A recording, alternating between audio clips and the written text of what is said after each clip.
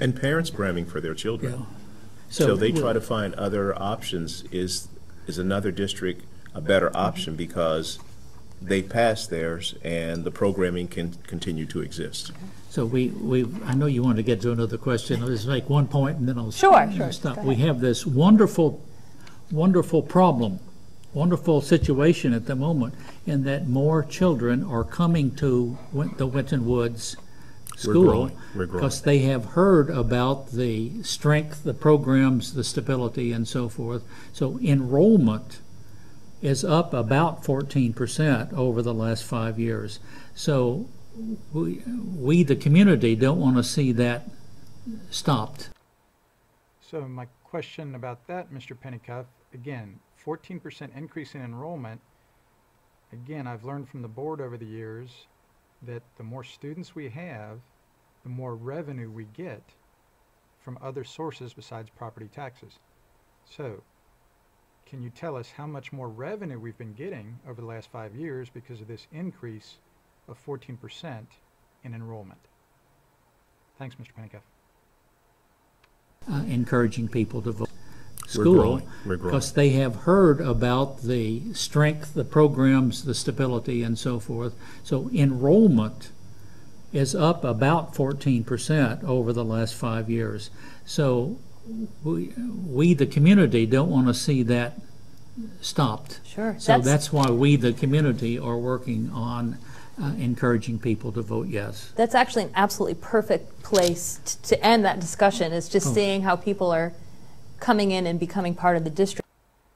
So, Dr. Smith, a 14% enrollment over the last 5 years, so that's been something I think y'all could count on, it sounds like, and $4.2 million extra dollars a year in an emergency levy for the last 10 years.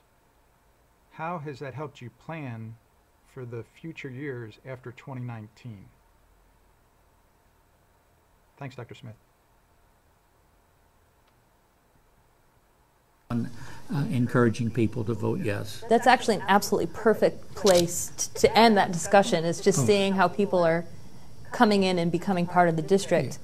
And I will say, for those of you watching this program, there was no registered opposition to this issue. Mr. Pennycuff, I've never heard registered opposition before. I don't know what that is. Can you explain to me and us what is registered opposition?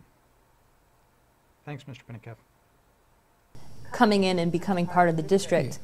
And I will say, for those of you watching this program, there was no registered opposition to this issue. We wanted to host this forum so that the public could be informed about an item on their ballot. And I want to thank my guests for coming in to help us understand this issue. We have done our part here in the studio now, and now it's time for you, the voter, to do your part. You can find more information about this and other issues that will be on your ballot in November by watching our election forums, but also at the Hamilton County Board of Elections website, which is votehamiltoncounty.org. The last day you can register to vote is October 9th, and early voting begins October 10th. And of course, Election Day is November 6th. Polls will be open at 6:30 in the morning, and they will stay open till 7:30 at night.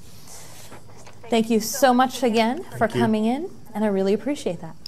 Thanks to Waycross for enabling us to explain. Excellent. Thank you.